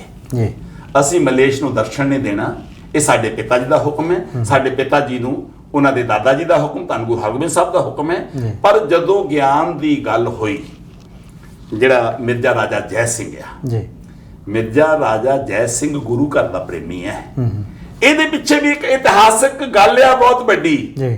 ਇਹਦਾ ਪੜਦਾਦਾ ਮਿਰਜ਼ਾ ਰਾਜਾ ਭੌ ਸਿੰਘ, ਜਿਹੜਾ ਗਵਾਲੀਅਰ ਦੇ ਕਿਲੇ 'ਚ ਬੰਦ ਸੀ 52 ਰਾਜਿਆਂ ਦੇ ਨਾਲ, ਇਹ ਵੀ ਇੱਕ ਸੀ। ਇਹਦੇ ਵਿੱਚ 27 ਰਾਜਪੂਤਾਨੇ ਦੇ ਰਾਜੇ, 22 ਪਹਾੜੀ ਰਾਜੇ ਤੇ 4 ਪਠਾਨ ਬੰਦ ਸੀ। ਇਹਨਾਂ ਸਾਰਿਆਂ ਦੀ ਬੰਦਖਲਾਸੀ, ਇਹ ਲੰਮੀਆਂ ਕੈਦਾਂ ਵਾਲੇ ਸੀ ਜਿਹੜੇ ਸੰਗਲਾਂ ਨਾਲ ਬੰਨੇ ਹੋਏ ਸੀ, ਛੋਟੀਆਂ ਕੈਦਾਂ ਵਾਲੇ ਹੋਰ ਰਾਜੇ ਸੀ ਜਿਨ੍ਹਾਂ ਨੂੰ ਸੋਚ ਸਕਦੇ ਹੋ ਗੁਰੂ ਹਰਗੋਬਿੰਦ ਸਾਹਿਬ ਸੱਚੇ ਪਾਤਸ਼ਾਹ ਜੀ ਮਹਾਰਾਜ ਨੇ ਇਹਨਾਂ ਸਾਰਿਆਂ ਨੂੰ ਮੁਕਤੀ ਦਿਲਾਈ ਹੈ। ਇੱਕ ਅਯੁੱਧਿਆ ਦੇ ਵਿੱਚ ਰਾਮਚੰਦਰ ਜੀ ਦੇ ਆਉਣ ਨਾਲ ਦੀਪਮਾਲਾ ਹੋਏਗੀ, ਲੇਕਿਨ ਜਦੋਂ ਗੁਰੂ ਹਰਗੋਬਿੰਦ ਸਾਹਿਬ ਸੱਚੇ ਪਾਤਸ਼ਾਹ ਜੀ ਮਹਾਰਾਜ ਜੀ ਨੇ 52 ਰਾਜਿਆਂ ਨੂੰ ਮੁਕਤੀ ਦਿਲਾਈ ਹੋਏਗੀ ਤੇ 52 ਰਾਜਾਂ 'ਚ ਜਿਹੜੀ ਉਹ ਦੀਪਮਾਲਾ ਹੋਈ ਹੋਣੀ ਹੈ, ਉਹਨਾਂ 'ਚ ਖੁਸ਼ੀ ਦਾ ਮਾਹੌਲ ਹੋਣਾ। ਅਸੀਂ ਆਪਣੇ ਇਤਿਹਾਸ ਨੂੰ ਭੁੱਲ ਗਏ ਹਾਂ। ਗੁਰੂ ਸਾਹਿਬ ਨੇ ਗਵਾਲੀਅਰ ਦੇ ਕਿਲੇ ਦੇ ਵਿੱਚੋਂ ਇਹਨਾਂ ਰਾਜਿਆਂ ਨੂੰ ਬਗੈਰ ਲਏ ਆਪਣੇ ਨਾਲ ਬਾਹਰ ਆਉਣ ਤੋਂ ਮਨਾ ਕਰਤਾ ਸੀ। 52 ਕਲੀਆਂ ਵਾਲਾ ਚੋਲਾ ਅੱਜ ਵੀ ਦੁਰਾਹੇ ਦੇ ਲਾਗੇ ਘੁਡਾਣੀ ਕਲਾ ਪਿੰਡ ਦੇ ਵਿੱਚ ਹੈ ਜੀ। ਇਹ ਸਾਡਾ ਇਤਿਹਾਸ ਹੈ। ਇਹਨੂੰ ਸਾਡੇ ਕੋਲ ਗੁਰਦੁਆਰਾ ਸ਼ੇਰ ਸ਼ਿਕਾਰਗਾਹ ਜੀ, ਇਹ ਮਚਕੁੰਡ ਰਾਜਸਥਾਨ ਦੇ ਅੰਦਰ ਮੌਜੂਦ ਹੈ। ਤੇ ਜਿਹੜੀ ਅੱਜ ਵੀ ਇਤਿਹਾਸਕ ਤੱਥ ਸਾਡੇ ਕੋਲ ਹੈ ਨੇ ਕਿ ਗੁਰੂ ਸਾਹਿਬ ਦਾ ਗਵਾਲੀਅਰ ਦੇ ਕਿਲੇ ਵਿੱਚ ਬੰਦ ਰਹਿਣ ਵਾਲੀ ਕਿਹੜਾ ਸਮਾਂ ਹੋ ਸਕਦਾ, ਉਹ 1613 ਤੋਂ ਪਹਿਲਾਂ ਦਾ ਸਮਾਂ ਆ। ਜ਼ਰੂਰ ਸਜ਼ਾ ਲੰਮੀ ਸੀ, ਪਰ ਕਿਉਂਕਿ ਵਿਦਰੋਹ ਇਹ ਵਿਦਰੋਹ ਕਿਹੋ ਜਿਹਾ ਸੀ, ਆਪਾਂ ਇਹਦੇ ਤੇ ਫਿਰ ਗੱਲ ਕਰਾਂਗੇ। ਕਿਹੋ ਜਿਹੀ ਜਿਹੜੀ ਮੂਵਮੈਂਟਸ, ਜਿਹੜੇ ਕਿਹੋ ਜਿਹਾ ਅਭਿਆਨ ਸਿੱਖਾਂ ਨੇ ਚਲਾਇਆ ਸੀ, ਜਿਹਦੇ ਚ ਬਾਬਾ ਬੁੱਢਾ ਜੀ ਤੇ ਭਾਈ ਗੁਰਦਾਸ ਜੀ ਹੁਣੀ ਮੋਹਰੀ ਸੀ। ਇਹ ਸਮਾਂ ਆਪਾਂ ਫਿਰ ਇਸ ਇਤਿਹਾਸ ਦੇ ਇੱਕ ਹਿੱਸੇ ਨੂੰ ਗੱਲ ਕਰਾਂਗੇ। ਹੁਣ ਗੁਰੂ ਹਰਗੋਬਿੰਦ ਸਾਹਿਬ ਜਾ ਕੇ ਮਿਰਜ਼ਾ ਰਾਜਾ ਜੈ ਸਿੰਘ, ਗੁਰੂ ਹਰਕ੍ਰਿਸ਼ਨ ਸਾਹਿਬ ਸੱਚੇ ਪਾਤਸ਼ਾਹ ਮਾਫ ਕਰਨਾ, ਮਿਰਜ਼ਾ ਰਾਜਾ ਜੈ ਸਿੰਘ ਦੇ ਬੰਗਲੇ ਵਿੱਚ ਜਾ ਕੇ ਰੁਕੇ ਨੇ। ਉੱਥੇ ਬਹੁਤ ਸਾਰੇ ਬੰਗਲੇ ਸੀ। ਇਹ ਜਿਹੜੇ ਰਾਜੇ ਨੇ, ਇੱਕ ਸ਼ਬਦ ਆਉਂਦਾ ਜਰਗਮਾਲੀ, ਜਰਗਮਾਲ, ਸਾਰੇ ਦੇ ਸਾਰੇ ਜਰਗਮਾਲੀ ਚ ਰਹਿੰਦੇ ਸੀ। ਜਿੰਨੇ ਪਹਾੜੀ ਰਾਜੇ ਸੀ ਇਹ ਵੀ ਜਰਗਮਾਲੀ ਸੀ। ਜਰਗਮਾਲੀ ਸ਼ਬਦ, ਜਰਗਮਾਲ ਸ਼ਬਦ ਦਾ ਅਰਥ ਹੈ ਕਿ ਇਹਨਾਂ ਨੂੰ ਆਪਣੇ ਘਰ ਦੇ ਅੰਦਰ ਨਵੇਂ ਜੰਮੇ ਬੱਚੇ ਦੀ ਵੀ ਸੂਚਨਾ ਔਰੰਗਜ਼ੇਬ ਦੇ ਦਰਬਾਰ 'ਚ ਦੇਣੀ ਪੈਂਦੀ ਸੀ। ਫੌਜ ਕਿੰਨੀ ਰੱਖਣੀ ਉਹ ਵੀ ਦੱਸਣੀ ਪੈਂਦੀ ਸੀ। ਇਹਨਾਂ ਨੂੰ ਸ਼ਾਨੀ ਵੀ ਭਰਨੀ ਪੈਂਦੀ। ਸ਼ਾਨੀ ਦਾ ਮਤਲਬ ਹੈ ਟੋਟਲ ਆਮਦਨੀ ਦਾ 16 ਆਨੇ ਦੇ ਵਿੱਚੋਂ 6 ਆਨੇ ਔਰੰਗਜ਼ੇਬ ਦੇ ਦਰਬਾਰ ਜਮ੍ਹਾਂ ਕਰਾਉਣੇ ਹੁੰਦੇ ਸੀ। ਇਹ ਆਪਸ ਵਿੱਚ ਬੇਸ਼ੱਕ ਲੜੀ ਜਾਣ, ਮੁਗਲ ਉਹਦੇ ਅੰਦਰ ਦਖਲ ਨਹੀਂ ਦਿੰਦੇ ਸੀ ਵੀ ਲੜ ਕੇ ਮਰਦੇ ਤਾਂ ਮਰੀ ਜਾਣ। ਗੁਰੂ ਗੋਬਿੰਦ ਸਿੰਘ ਸਾਹਿਬ ਸੱਚੇ ਪਾਤਸ਼ਾਹ ਜੀ ਮਹਾਰਾਜ ਜੀ ਨੇ ਰਵਾਲਸਰ ਦੇ ਸਥਾਨ ਤੇ ਇਕੱਠ ਵੀ ਕੀਤਾ ਸੀ ਪਹਾੜੀ ਰਾਜਿਆਂ ਦਾ। ਇਹਦੀ ਗੱਲ ਅੱਗੇ ਜਾ ਕੇ ਆਪਾਂ ਕਰਨੀ ਹੈ। ਹੁਣ ਧੰਨ ਗੁਰੂ ਹਰਕ੍ਰਿਸ਼ਨ ਸਾਹਿਬ ਸੱਚੇ ਪਾਤਸ਼ਾਹ ਜੀ ਮਹਾਰਾਜ ਦਿੱਲੀ ਪਹੁੰਚ ਗਏ। ਉਹਨਾਂ ਨੇ ਔਰੰਗਜ਼ੇਬ, ਜਿਹੜਾ ਏਸ਼ੀਆ ਦਾ ਸਭ ਤੋਂ ਤਕੜਾ ਬਾਦਸ਼ਾਹ ਆ ਜੀ, ਏਸ਼ੀਆ ਸਭ ਤੋਂ ਵੱਡਾ ਬਾਦਸ਼ਾਹ, ਤਾਕਤਵਰ ਬਾਦਸ਼ਾਹ, ਲੇਕਿਨ ਉਹਨੂੰ ਲੱਗਦਾ ਸੀ ਕਿ ਗੁਰੂ ਸਾਹਿਬ ਤੇ ਬਾਲਾ ਪ੍ਰੀਤਮ ਨੇ ਛੋਟੀ ਉਮਰ 'ਚ ਨੇ, ਮੈਂ ਗੁਰੂ ਨਾਨਕ ਦੇ ਘਰ ਨੂੰ ਆਪਣੀਆਂ ਚਾਲਾਂ ਦੇ ਨਾਲ, ਚਾਹੇ ਰਾਮ ਰਾਏ ਮੇਰੇ ਨਾਲ ਲੜ ਗਿਆ, ਗੁਰੂ ਹਰਰਾਏ ਸਾਹਿਬ ਨੇ ਮੂੰਹ ਨਹੀਂ ਲਾਇਆ ਉਹਨਾਂ ਨੂੰ ਵਾਪਸ ਕਿ ਸਾਡਾ ਬੇਟਾ ਆ ਜਿਹਨੇ ਗੁਰੂ ਨਾਨਕ ਦੀ ਬਾਣੀ ਦੇ ਇੱਕ ਸ਼ਬਦ ਦਾ ਅੱਧਾ ਹਿੱਸਾ ਬਦਲਿਆ ਸੀ। ਉਹਨਾਂ ਦੀ ਸ਼ਕਲ ਦੇਖਣ ਤੋਂ ਇਨਕਾਰ ਕਰ ਦਿੱਤਾ ਸੀ, ਉਹਨਾਂ ਦੇ ਮੱਥੇ ਲਾਉਣ ਤੋਂ ਇਨਕਾਰ ਕਰ ਦਿੱਤਾ ਸੀ। ਇੱਥੇ ਗੁਰੂ ਹਰਕ੍ਰਿਸ਼ਨ ਸਾਹਿਬ ਸੱਚੇ ਪਾਤਸ਼ਾਹ ਜੀ ਮਹਾਰਾਜ ਜਦੋਂ ਸੁਨੇਹਾ ਭੇਜਿਆ, ਮਨਾ ਕਰ ਦਿੱਤਾ ਕਿ ਅਸੀਂ ਮਲੇਸ਼ ਨੂੰ ਦਰਸ਼ਨ ਨਹੀਂ ਦੇਣੇ। ਪਰ ਜਦੋਂ ਔਰੰਗਜ਼ੇਬ ਆਪ ਚੱਲ ਕੇ ਆ ਗਿਆ, ਗੁਰੂ ਸਾਹਿਬ ਨੇ ਦਰਵਾਜ਼ਾ ਬੰਦ ਕਰਵਾ ਲਿਆ ਸੀ। ਹੁਣ ਇੱਕ ਵਾਰੀ ਸੋਚ ਕੇ ਤਾਂ ਦੇਖੋ ਕਿ ਏਸ਼ੀਆ ਦਾ ਸਭ ਤੋਂ ਤਾਕਤਵਰ ਬਾਦਸ਼ਾਹ ਤੇ ਧੰਨ ਗੁਰੂ ਹਰਕ੍ਰਿਸ਼ਨ ਸਾਹਿਬ ਸੱਚੇ ਪਾਤਸ਼ਾਹ ਜੀ ਮਹਾਰਾਜ ਦਰਵਾਜ਼ਾ ਬੰਦ ਕਰਵਾ ਲੈਂਦੇ ਨੇ। ਦਿੱਲੀ ਦੇ ਅੰਦਰ ਬਿਮਾਰੀ ਪਈ। ਉਸ ਬਿਮਾਰੀ ਦੇ ਵਿੱਚ ਗੁਰੂ ਸਾਹਿਬ ਨੇ ਗਰੀਬਾਂ ਦੀ ਸੇਵਾ ਕੀਤੀ। ਆਪ ਸ਼ਹਿਰ ਦੇ ਵਿੱਚ ਨਿਕਲੇ, ਆਪ ਉਹਨਾਂ ਨੂੰ ਚੇਚਕ ਨਿਕਲਿਆ। ਕੁਝ ਲੋਕ ਵਲੇਗ ਦੀ ਗੱਲ ਕਰਦੇ ਨੇ, ਕੁਝ ਲੋਕ ਚੇਚਕ ਦੀ ਗੱਲ ਕਰਦੇ ਨੇ। ਪਰ ਗੁਰੂ ਸਾਹਿਬ ਨੇ ਜਿਵੇਂ 1597 ਦੇ ਵਿੱਚ ਗੁਰੂ ਅਰਜਨ ਸਾਹਿਬ ਸੱਚੇ ਪਾਤਸ਼ਾਹ ਜੀ ਮਹਾਰਾਜ ਜੀ ਨੇ ਲਾਹੌਰ ਡੇਰਾ ਲਾ ਲਿਆ ਸੀ, ਦਿੱਲੀ ਦੇ ਅੰਦਰ 1664 ਦੇ ਵਿੱਚ ਜੋਤੀ ਜੋਤ ਸਮਾਉਣ ਤੋਂ ਪਹਿਲਾਂ ਧੰਨ ਗੁਰੂ ਹਰਕ੍ਰਿਸ਼ਨ ਸਾਹਿਬ ਸੱਚੇ ਪਾਤਸ਼ਾਹ ਜੀ ਮਹਾਰਾਜ ਜੀ ਨੇ ਆਪ ਸੇਵਾਵਾਂ ਨਿਭਾਈਆਂ ਸੀ। ਗੁਰੂ ਹਰਕ੍ਰਿਸ਼ਨ ਸਾਹਿਬ ਜੀ ਮਹਾਰਾਜ ਤੋਂ ਬਾਅਦ ਗੁਰੂ ਤੇਗ ਬਹਾਦਰ ਸਾਹਿਬ ਆਉਂਦੇ ਆ। ਹਿੰਦ ਆਮ ਆਪਾਂ ਕਹਿ ਦਿੰਦੇ ਜੀ ਹਿੰਦ ਦੀ ਚਾਦਰ, ਵੈਸੇ ਕਹਿੰਦੇ ਜੀ ਧਰਮ ਦੀ ਚਾਦਰ ਸੀ, ਕਿਉਂਕਿ ਉਹਨਾਂ ਨੇ ਕਿਸੇ ਹਿੰਦੁਸਤਾਨ ਲਈ ਨਹੀਂ, ਧਰਮ ਦੇ ਲਈ ਕੁਰਬਾਨੀ ਕੀਤੀ ਹੈ। ਇਹ ਇਤਿਹਾਸ ਬੜਾ ਵਿਲੱਖਣ ਇਤਿਹਾਸ ਆ ਜੀ। ਸਾਡੇ ਕੋਲ ਗੁਰਸ਼ੋਭਾ ਸੈਨਾਪਤ ਦੀ ਲਿਖੀ ਹੋਈ ਹੈ। ਜੀ। ਸੈਨਾਪਤ ਜੀ ਧੰਨ ਕਲਗੀਧਰ ਪਾਤਸ਼ਾਹ ਮੇਰੇ ਬਾਪੂ ਜੀ ਦੇ ਦਰਬਾਰੀ ਕਵੀ ਨੇ। ਜੀ। ਕੋਈ ਧਰਮ ਦੀ ਚਾਦਰ ਕਹਿ ਰਿਹਾ, ਕੋਈ ਹਿੰਦੀ ਚਾਦਰ ਕਹਿ ਰਿਹਾ। ਆਪ ਆਪਣੀ ਬੁੱਧ ਹੈ ਜਿੱਤੀ ਬਰਨਤ ਭਿੰਨ ਭਿੰਨ ਤੋਹੇ ਤੇਤੀ। ਲੇਕਿਨ ਸੈਨਾਪਤ ਜੀ ਕੀ ਲਿਖਦੇ ਨੇ? ਪ੍ਰਗਟ ਭਏ ਗੁਰੂ ਤੇਗ ਬਹਾਦਰ ਸਗਲ ਸ਼ਿਸ਼ਟ ਪੇ ਢਾਪੀ ਚਾਦਰ। ਗੁਰੂ ਤੇਗ ਬਹਾਦਰ ਸਾਹਿਬ ਸੱਚੇ ਪਾਤਸ਼ਾਹ ਜੀ ਮਹਾਰਾਜ ਜੀ ਨੇ ਆਪਣੇ ਸਰੀਰ ਰੂਪੀ ਚਾਦਰ ਨੂੰ ਸਮੁੱਚੀ ਸ੍ਰਿਸ਼ਟੀ ਦੇ ਉੱਪਰ ਪਾਇਆ। ਇਸਟੈਬਲਿਸ਼ਮੈਂਟ ਆਫ ਹਿਊਮਨ ਰਾਈਟਸ ਦੀ ਗੱਲ ਹੀ ਨਹੀਂ ਕੀਤੀ, ਪ੍ਰੈਕਟੀਕਲੀ ਨਹੀਂ। ਅਸੀਂ ਦੂਜਿਆਂ ਲਈ ਜਿਸ ਧਰਮ ਨੂੰ ਗੁਰੂ ਨਾਨਕ ਤੋਂ ਲੈ ਕੇ ਅਸੀਂ ਛੱਡ ਚੁੱਕੇ ਆ। ਮੈਂ ਇੱਥੇ ਇੱਕ ਗੱਲ, ਮੈਨੂੰ ਸਮੇਂ ਦਾ ਨਹੀਂ ਪਤਾ ਕਿ ਕਿੰਨਾ ਹੋਰ ਆਪਣੇ ਕੋਲ ਹੈ, ਸਮਾਂ ਆਪਣਾ ਤਕਰੀਬਨ ਸਮਾਪਤੀ ਵਾਲਾ ਹੈ ਜੀ। ਤੇ ਫਿਰ ਅਸੀਂ ਇਸ ਗੱਲ ਨੂੰ ਯਾਦ ਤੇ ਅਗਲੇ ਸਮੇਂ ਤੇ ਕਰ ਲਈਏ। ਬਿਲਕੁਲ ਜੀ। ਕਿਉਂਕਿ ਇਹ ਹਿੱਸਾ ਇਦਾਂ ਦਾ ਹੈ ਜਿਹੜਾ ਮੇਰੇ ਜਜ਼ਬਾਤਾਂ ਦੇ ਨਾਲ ਵੀ ਜੁੜਿਆ ਹੋਇਆ। ਇੱਥੇ ਜਿਹੜੀ ਆਪਾਂ ਗੱਲ ਕਰਨੀ ਹੈ, ਜਿਹੜੀ ਵਾਰਤਾਲਾਪ ਗੁਰੂ ਤੇਗ ਬਹਾਦਰ ਸਾਹਿਬ ਦੀ ਦਿੱਲੀ 'ਚ ਹੁੰਦੀ ਹੈ, ਉਹ ਕਾਜੀ ਅਬਦੁਲ ਵਹਾਬ ਬੋਰਾ, ਲਾਲ ਕਿਲੇ ਦਾ ਇੰਚਾਰਜ ਸਾਫੀ ਖਾਨ ਸੀ, ਤੇ ਦਿੱਲੀ ਦਾ ਗਵਰਨਰ ਸੀ ਇਥਰਾਪਤ ਖਾਨ, ਤੇ ਕੋਤਵਾਲ ਅਬਦੁੱਲਾ ਜਿਹੜੀ ਸੁਨਹਿਰੀ ਮਸਜਿਦ ਤੇ ਗੁਰਦੁਆਰਾ ਸੀਸਗੰਜ ਸਾਹਿਬ ਦੇ ਵਿਚਾਲੇ ਕੋਤਵਾਲੀ ਸੀ, ਉਹਦਾ ਇੰਚਾਰਜ ਸੀ। ਆਪਾਂ ਵਿਸਥਾਰ ਦੇ ਵਿੱਚ ਫਿਰ ਆਪਾਂ 2 ਮਿੰਟ ਜਿਹੜੀ ਆ ਗੱਲ ਜੀ ਅਸੀਂ 2 ਮਿੰਟ ਹੋਰ ਲੈਨੇ ਆ। ਸਾਡੇ ਅਗਲੇ ਵੀਰਾਂ ਦੇ ਭਾਈ ਦਲਵੀਰ ਸਿੰਘ ਨੇ ਆਉਣਾ ਨਾ ਜੀ। ਜਿਹੜਾ ਮੌਜੂਦਾ ਸਮੇਂ ਦੇ ਵਿੱਚ ਜਿਹੜੀ ਗੱਲ ਚੱਲੀ ਆ ਜੀ ਕਿ ਅਯੁੱਧਿਆ ਦੇ ਵਿੱਚ ਰਾਮ ਮੰਦਿਰ ਜੀ, ਚਲੋ ਉਹਨਾਂ ਨੂੰ ਮੁਬਾਰਕ ਆ ਜੀ, ਜੀ। ਪਰ ਕਿਸੇ ਦਾ ਧਰਮ ਅਸਥਾਨ ਢਾਹ ਕੇ ਆਪਣਾ ਉਸਾਰਨਾ ਜੀ ਸਾਡੇ ਇਤਿਹਾਸ ਦੇ ਵਿੱਚ ਐਸੀ ਬਿਲਕੁਲ ਗੱਲ ਨਹੀਂ ਹੋਈ ਜੀ। ਤੇ ਉੱਥੇ ਫਿਰ ਆ ਕੇ ਇਹੋ ਜਿਹੀਆਂ ਮਨ ਘੜਤ ਗੱਲਾਂ ਕਰਨੀਆਂ, ਤੇ ਸਾਡੇ ਜਥੇਦਾਰ ਵੀ ਜਿਹੜੇ ਆ ਉਹ ਵੀ ਇਹੋ ਜਿਹੇ ਬਿਆਨ ਦੇ ਦਿੰਦੇ ਆ, ਜਿਹੜੇ ਕੱਢੇ ਹੋਏ ਜਥੇਦਾਰ ਆ। ਸੋ ਇਹ ਕਿੱਧਰ ਨੂੰ ਜਾ ਰਹੀ ਆ ਸਿੱਖੀ ਸਾਡੀ ਜਿਹੜੀ ਆ ਇਸ ਵੇਲੇ? ਇੱਕ ਤਾਂ ਮੈਨੂੰ ਨਹੀਂ ਲੱਗਦਾ ਕਿ ਗੁਰੂ ਗੋਬਿੰਦ ਸਿੰਘ ਮਹਾਰਾਜ ਨੇ ਕੋਈ ਰਮਾਇਣ ਰਚੀ ਆ ਜੀ। ਦੇਖੋ, ਅਸਲ ਦੇ ਵਿੱਚ ਇਹ ਹੈ ਕਿ ਇੱਕ ਅੰਗਰੇਜ਼ੀ ਦੀ ਕਹਾਵਤ ਹੈ ਜੀ, nip the evil in the but. ਜੀ, ਬੁਰਾਈ ਨੂੰ ਸ਼ੁਰੂ 'ਚ ਹੀ ਖਤਮ ਕਰ ਦੇਣਾ ਚਾਹੀਦਾ। ਬਿਲਕੁਲ ਬਿਲਕੁਲ ਜੀ। ਸਾਡੇ ਕੋਲ ਭਾਸ਼ਾ ਵਿਭਾਗ ਦੀ ਇੱਕ ਕਿਤਾਬ ਹੈ ਜਿਹੜੀ ਬੀਬੀ ਬਲਜੀਤ ਕੌਰ ਸੀਤਲ ਕਰਕੇ ਇੱਕ ਨਾਮ ਹੈ, ਬੀਬੀ ਨੇ ਲਿਖੀ ਹੈ ਜੀ। ਉਹਦੇ ਉੱਤੇ ਉਹਨੇ ਕੰਮ ਤੇ ਕੀਤਾ ਰਾਮ ਅਵਤਾਰ ਤੇ। ਅੱਛਾ ਜੀ। ਜਿਹੜਾ 10 ਗ੍ਰੰਥ ਰਾਮ ਅਵਤਾਰ, ਹਾਂਜੀ। ਲੇਕਿਨ ਉਹਨੇ ਪੰਜਾਬੀ 'ਚ ਤੇ ਰਾਮ ਅਵਤਾਰ ਹੀ ਲਿਖਿਆ। ਜਦੋਂ ਅੰਗਰੇਜ਼ੀ 'ਚ ਲਿਖਿਆ ਰਮਾਇਣ ਬਾਈ ਗੁਰੂ ਗੋਬਿੰਦ ਸਿੰਘ ਜੀ। ਓ ਮਾਈ ਗॉड। ਇਹ ਭਾਸ਼ਾ ਵਿਭਾਗ ਤੋਂ ਗਲਤੀ ਹੋਈ ਆ। ਕਿਤਾਬ ਕਾਫੀ ਪੁਰਾਣੀ ਹੈ, ਅਸੀਂ ਉੱਥੇ ਨੋਟਿਸ ਨਹੀਂ ਲਿਆ। ਹੁਣ ਇੱਕ ਗੱਲ ਜਿਹੜੀ ਬਹੁਤ ਵੱਡੀ ਹੈ, ਸਾਡੇ ਕੋਲ ਗੁਰੂ ਨਾਨਕ ਸਾਹਿਬ ਤੋਂ ਪਹਿਲਾਂ 6 ਪੀੜ੍ਹੀਆਂ ਨੇ ਜੀ। ਗੁਰੂ ਨਾਨਕ ਸਾਹਿਬ ਜਿਹੜੀਆਂ ਸਾਨੂੰ ਪਤਾ ਹੈ। ਗੁਰੂ ਨਾਨਕ ਸਾਹਿਬ ਦੇ ਪਿਤਾ ਮਹਿਤਾ ਕਲਿਆਣ ਦਾਸ ਜੀ, ਉਹਨਾਂ ਦਾ ਪਿਤਾ ਸ਼ਿਵਰਾਮ ਜੀ, ਗੁਰੂ ਨਾਨਕ ਸਾਹਿਬ ਦੇ ਦਾਦਾ ਜੀ ਕਾਲ ਰਾਏ ਕਾਲਕੇਤ। 6 ਪੀੜ੍ਹੀਆਂ ਦਾ ਪਤਾ ਜੀ। ਗੁਰੂ ਨਾਨਕ ਸਾਹਿਬ ਤੋਂ ਬਾਅਦ ਸਾਡੇ ਕੋਲ ਜਿਹੜੀਆਂ ਨੇ ਉਹ ਵੀ 19 ਪੀੜ੍ਹੀਆਂ ਨੇ। ਟਿੱਕਾ ਸਰਬਜੋਤ ਸਿੰਘ ਜੀ ਬੇਦੀ, ਉਹਨੇ ਵਾਲੇ ਸੰਤ ਗੁਰੂ ਨਾਨਕ ਸਾਹਿਬ ਦੀ 19ਵੀਂ ਔਲਾਦ ਹੈ ਜੀ। ਇਹ ਸਮਾਂ ਕਿੰਨਾ? ਲਗਭਗ 625 ਸਾਲ ਦਾ ਜੀ। 625 ਸਾਲ ਸਾਡੇ ਕੋਲ ਗੁਰੂ ਨਾਨਕ ਸਾਹਿਬ ਸੱਚੇ ਪਾਤਸ਼ਾਹ ਜੀ ਮਹਾਰਾਜ ਜੀ ਦੇ 25 ਪੀੜ੍ਹੀਆਂ ਦਾ ਰੈਕੋਰਡ ਹੈਗਾ ਜੀ। ਹੁਣ ਰਮਾਇਣ 5000 ਸਾਲ ਪੁਰਾਣੀ ਹੈ। ਬਿਲਕੁਲ। ਇਹਦੇ ਵਿੱਚੋਂ 600 ਸਾਲ ਕੱਢ ਦਿਓ, ਬਾਕੀ ਬਚ ਗਿਆ 4400 ਸਾਲ। 4400 ਸਾਲ ਦੇ ਵਿੱਚ ਜਿਹੜੀਆਂ ਲਗਭਗ 100 ਪੀੜ੍ਹੀਆਂ ਹੋਣੀਆਂ ਚਾਹੀਦੀਆਂ, ਉਹ ਰੈਕੋਰਡ ਤਾਂ ਦਿਖਾਓ ਕਿੱਥੇ ਆ। ਬਿਲਕੁਲ। ਇਹ ਅਸਲ ਦੇ ਵਿੱਚ ਸਾਡੇ ਕੋਲ ਹੋਰ ਜਗ੍ਹਾ ਤੇ ਵੀ ਗਲਤੀ ਹੋਈ ਹੈ। ਲਾਲ ਸਿੰਘ ਸੰਗਰੂਰ ਤਵਾਰੀਖ ਗੁਰੂ ਖਾਲਸਾ ਦੇ ਅੰਦਰ ਕੰਮ ਉਹਨੇ ਬਹੁਤ ਵਧੀਆ ਕੀਤਾ, ਲੇਕਿਨ ਕੁਝ ਇਹੋ ਜਿਹੀਆਂ ਮਨਮਤਾਂ ਉਹਨੇ ਵੀ ਪਾਈਆਂ ਹੋਈਆਂ ਨੇ, ਤੇ ਉਹ ਚੱਕ ਕੇ ਇਹੋ ਜਿਹੇ ਅਗਿਆਨੀਆਂ ਨੇ ਕਹਿ ਦਿੱਤੀਆਂ। ਧੰਨ ਸਾਡੇ ਕੋਲ ਗੁਰੂ ਗ੍ਰੰਥ ਸਾਹਿਬ ਸੱਚੇ ਪਾਤਸ਼ਾਹ ਜੀ ਮਹਾਰਾਜ, ਨਾ ਹਮ ਹਿੰਦੂ ਨਾ ਹਮ ਮੁਸਲਮਾਨ, ਅੱਲਾ ਰਾਮ ਕੇ ਪਿੰਡ ਪ੍ਰਾਣ। ਇਸ ਕਰਕੇ ਸਾਡਾ ਜਿਹੜਾ ਧਰਮ ਹੈ, ਇਹ ਠੀਕ ਹੈ ਕਿ ਗੁਰੂ ਨਾਨਕ ਸਾਹਿਬ ਦੇ ਪਿਤਾ ਜੀ ਦਾ ਜਨਮ ਹਿੰਦੂ ਪਰਿਵਾਰ ਚ ਹੋਇਆ ਸੀ। ਗੁਰੂ ਨਾਨਕ ਸਾਹਿਬ ਨੇ ਜਨੇਊ ਪਾਉਣ ਤੋਂ ਇਨਕਾਰ ਕਰ ਦਿੱਤਾ। ਹੁਣ ਯਹੂਦੀਆਂ ਦੇ, ਈਸਾਈਆਂ ਦੇ ਤੇ ਮੁਸਲਮਾਨਾਂ ਦੇ ਪੈਗੰਬਰ ਸਾਂਝੇ ਨੇ ਅਬਰਾਹਿਮ ਤੱਕ। ਕੀ ਕਿਸੇ ਮੁਸਲਮਾਨ ਨੂੰ ਕਿਹਾ ਜਾ ਸਕਦਾ ਤੁਸੀਂ ਈਸਾਈਆਂ ਚੋਂ ਜਨਮੇ ਹੋ? ਕੀ ਕਿਸੇ ਈਸਾਈ ਨੂੰ ਕਿਹਾ ਜਾ ਸਕਦਾ ਤੁਸੀਂ ਯਹੂਦੀਆਂ ਚੋਂ ਹੋਏ ਹੋ? ਉਹ ਲੜ ਕੇ ਮਰ ਜਾਂਦੇ ਨੇ ਇਸ ਗੱਲ ਤੇ।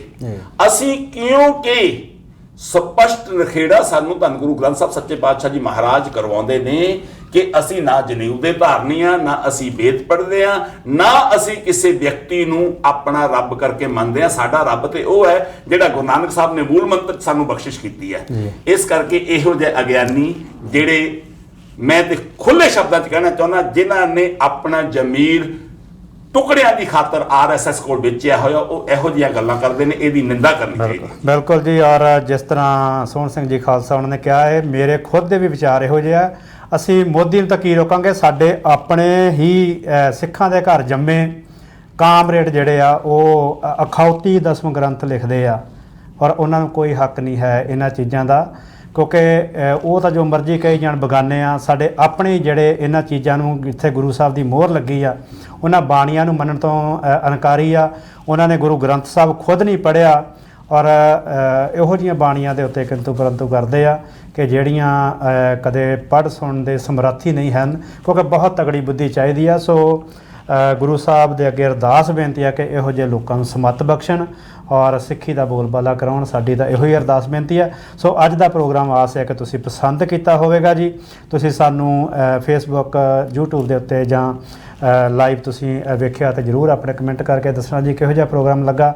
ਅਸੀਂ ਆਉਣ ਵਾਲੇ ਸਮੇਂ ਦੇ ਵਿੱਚ ਇਹ ਲੜੀ ਜਿਹੜੀ ਆ ਜੀ ਗੁਰੂ ਤੇਗ ਬਹਾਦਰ ਮਹਾਰਾਜ ਜੀ ਤੋਂ ਜਿਹੜੀ ਹੈਗੀ ਆ, ਆਉਣ ਵਾਲੇ ਸ਼ੁੱਕਰਵਾਰ ਨੂੰ ਫਿਰ ਜਿਹੜਾ ਹੈਗਾ ਕੋਸ਼ਿਸ਼ ਕਰਾਂਗੇ ਕਿ ਸਮਾਪਤੀ ਹੋ ਜਾਏ, ਔਰ ਗੁਰਦੁਆਰਾ ਸਾਹਿਬ ਦਾ ਕੀ ਕਨਸੈਪਟ ਆ, ਕੀ ਇਸ ਦੀ ਲੋੜ ਆ, ਇਹ ਜ਼ਰੂਰ ਅਸੀਂ ਤੁਹਾਡੇ ਤੱਕ ਜਿਹੜੀ ਹੈ ਪਹੁੰਚਾਉਣ ਦੀ ਕੋਸ਼ਿਸ਼ ਕਰਾਂਗੇ। ਸੋ ਪ੍ਰੋਗਰਾਮ ਨਿਭਾਉਂਦਿਆਂ ਅਨੇਕਾਂ ਤਰ੍ਹਾਂ ਦੀਆਂ ਗਲਤੀਆਂ ਹੋਈਆਂ ਹੋਣਗੀਆਂ, ਮਾफ़ ਕਰਨਾ, ਔਰ ਜੇ ਕੋਈ ਵਧੀਆ ਸੁਝਾਅ ਹੋਵੇ ਤਾਂ ਜ਼ਰੂਰ ਦੇਣ ਦੀ ਕੋਸ਼ਿਸ਼ ਕਰਨੀ। ਸਾਨੂੰ ਇੱਥੇ ਇਜਾਜ਼ਤ ਦਿਓ। ਅੱਜ ਦਾ ਪ੍ਰੋਗਰਾਮ ਜਿਹੜਾ ਸੀ ਦਿਲਕਰਨ ਸਿੰਘ ਬੋਪਰਾਏ ਵੱਲੋਂ ਸਪਾਂਸਰ ਸੀ। ਟਰਾਈ ਸਿਟੀ ਦੇ ਨਾਲ ਕੰਮ ਕਰਦੇ, ਤੁਸੀਂ ਕਿਸੇ ਤਰ੍ਹਾਂ ਵੀ ਘਰ ਵੇਚਣਾ, ਪ੍ਰਾਪਰਟੀ ਲੈਣੀ ਆ ਤਾਂ ਤੁਸੀਂ ਜ਼ਰੂਰ ਇਸ ਨੌਜਵਾਨ ਬੱਚੇ ਨੂੰ ਹੌਸਲਾ ਅਫਜ਼ਾਈ ਕਰਨੀ ਹੈ ਜੀ। ਆਪਣੀ ਕਿਸੇ ਤਰ੍ਹਾਂ ਦੀ ਵੀ ਟ੍ਰਾਂਜੈਕਸ਼ਨ ਦੇ ਲਈ ਸਾਥ ਦੇਣਾ। ਸੋ ਸਾਨੂੰ ਇੱਥੇ ਇਜਾਜ਼ਤ ਦਿਓ ਜੀ, ਸਾਚ ਕਹੋ ਜੀ। ਸੋ ਇਸੇ ਤਰ੍ਹਾਂ ਹੀ ਅਗਰ ਤੁਸੀਂ ਕੋਈ ਡੋਨੇਸ਼ਨ ਦੇਣੀ ਹੈ, ਕੋਈ ਸੀ ਕਿਤੇ ਗੁਰੂ ਨਾਨਕ ਲੰਗਰ ਸੇਵਾ ਸੁਸਾਇਟੀ ਦੇ ਰਾਹੀਂ ਤੁਸੀਂ, ਭਾਈ ਸਾਹਿਬ ਹੁਣੀ, ਬਿਲਕੁਲ ਜੀ। ਸੋ ਸਮਾਂ ਤਕਰੀਬਨ ਸਾਡਾ ਸਮਾਪਤੀ ਹੈ ਜੀ। ਭਿੰਡਰ ਸਾਹਿਬ ਦੇ ਨਾਲ ਤੁਸੀਂ ਸੰਪਰਕ ਕਰ ਸਕਦੇ ਹੋ। ਸੋ ਆਉਣ ਵਾਲੇ ਸਮੇਂ ਦੇ ਵਿੱਚ ਅਸੀਂ ਹੋਰ ਗੱਲਬਾਤ ਕਰਾਂਗੇ। ਸੋ ਭਾਈ ਦਲਬੀਰ ਸਿੰਘ ਹੁਣਾਂ ਨੂੰ ਬੇਨਤੀ ਹੈ ਕਿ ਉਹ ਜ਼ਰੂਰ ਅਗਲੇ ਪ੍ਰੋਗਰਾਮ ਦੇ ਵਿੱਚ ਗੁਰੂ ਨਾਨਕ ਲੰਗਰ ਸੇਵਾ ਸੁਸਾਇਟੀ ਦੀ ਗੱਲ ਕਰਨ ਜੀ। ਸਾਨੂੰ ਇੱਥੇ ਇਜਾਜ਼ਤ ਦਿਓ। ਹੋਈਆਂ ਭੁੱਲਾਂ ਦੀ ਖਿਮਾ, ਸਾਚ ਕਹੂੰ ਸੁਣ ਲਿਓ, ਸਭੇ ਜਨ ਪ੍ਰੇਮ ਕੀਓ, ਤਿਨ ਹੀ ਪ੍ਰਭ ਪਾਇਓ। ਵਾਹਿਗੁਰੂ ਜੀ ਕਾ ਖਾਲਸਾ, ਵਾਹਿਗੁਰੂ ਜੀ ਕੀ ਫਤਿਹ।